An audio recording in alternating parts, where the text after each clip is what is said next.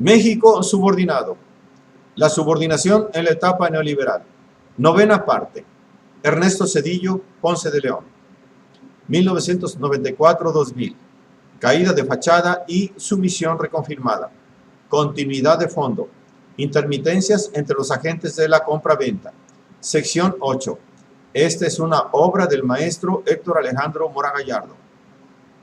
Procediendo a reclasificarse productos petroquímicos básicos aún reservados al Estado, e incluso el señor presidente daba instrucciones para que se elaboraran nuevas disposiciones y se turnasen a la Cámara para concertar la enajenación de Pemex y de la Comisión Federal de Electricidad, tal y como lo recuerda hoy en día Antonio Herenson.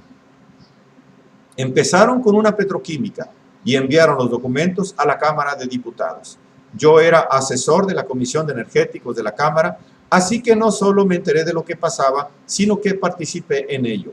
Vimos que los documentos que llegaron estaban llenos de fallas y por unanimidad la comisión de 30 diputados de los 3 partidos importantes los rechazó después de un tiempo de estudio.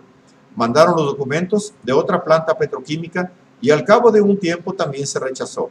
El gobierno de Zedillo optó por privatizar las plantas eléctricas CFE y Luz y Fuerza del Centro.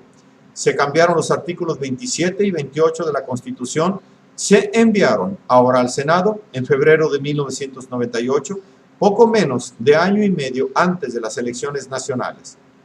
Y por supuesto se menciona el apremio y el apremiante.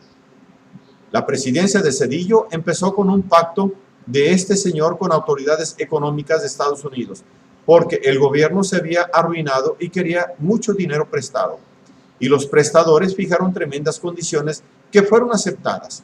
Entre ellas estaban la privatización de plantas petroquímicas de Pemex y de plantas para generar energía eléctrica. La jornada 10-08-14.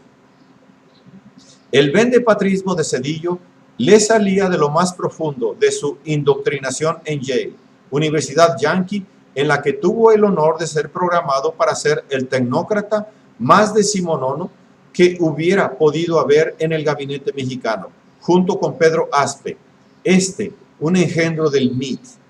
Componía la dupla de neoliberales ultrarreaccionarios que seguían los lineamientos planteados por Salinas.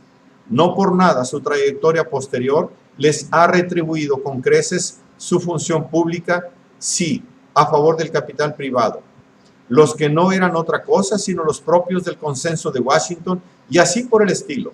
Recetas del Fondo Monetario Internacional y del Banco Mundial y fundamentos del monetarismo cuantitativo. Lo reiterado vale para hacer ver el orden del poder dominio impuesto en primera instancia por las instituciones del capital imperialista yanqui sionista y sus detentadores de carne y hueso, representando a la entidad suprema que designa el dominio capitalista internacional a través de sus agentes ejecutivos norteamericanos o londinenses, suizos, alemanes, para que en un tercer plano aparezcan los cipayos, los sujetos del gobierno colonizado y su burguesía colaboracionista, lo que en México tuvo en el virreinato de Salinas al hacedor del programa neoliberal, concebido para ejecutarse en 25 años, proseguido fielmente hasta la fecha en favor de los millonarios de Forbes y de una casta política de entreguistas, pripanistas, con sus chuchos perredistas, malinchistas, anfitriones y beneficiarios del arribo del capital extranjero.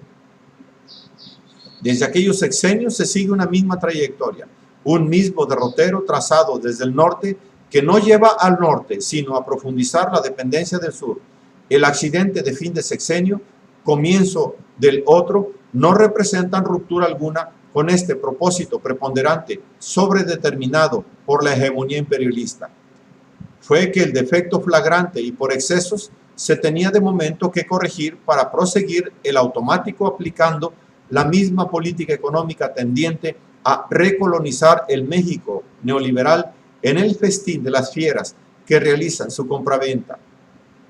En el caso específico del proceder en tal sentido, la actitud de Zedillo era propia de un vendepatrismo descarado, entendible solo por ser un indoctrinado en teoría y praxis de la dependencia en Yale.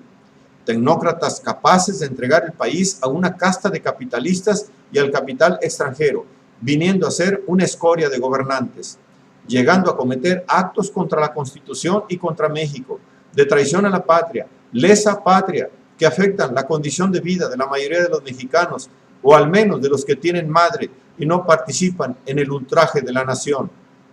Así procedió Zedillo con todo descoco en su entreguismo abyecto, operando al margen de la normatividad constitucional vigente y sobre la base de las concesiones en la materia hechas por Salinas en el Tratado de Libre Comercio. El gobierno de Zedillo, a raíz de la gran crisis financiera de diciembre de 1994, avaló un sometimiento jurisdiccional sin precedentes en la historia posterior de la Revolución Mexicana, contenido en el memorando de entendimiento con las instituciones financieras internacionales y el gobierno de Estados Unidos, por medio del cual el gobierno mexicano, el Banco de México y Pemex aceptan la resolución de controversias bajo la jurisdicción del Distrito de Manhattan. Sin lugar a dudas, un objetivo trazado por el capital imperialista estadounidense aspirando a concretar la enajenación de las joyas de la corona, es decir, las rebanadas del pastel de chapopote y la generación de energía eléctrica, esto es, el fluido vital que mueve este país y lo hace producir, nada que ver, por supuesto, con la soberanía ni la independencia. Pero ya sabemos que vamos y seguimos por el rumbo correcto. ¿Qué problema? Ya lo dijo Quique Peña con las contrarreformas, con las reformas por fin. De nuevo por fin, México ha eliminado los obstáculos que le impedían crecer. Ahora sí, pasamos a consolidar el desarrollo. Tardamos en modernizarnos plenamente casi 2 siglos, pero ya comienza el desarrollo pleno del México moderno.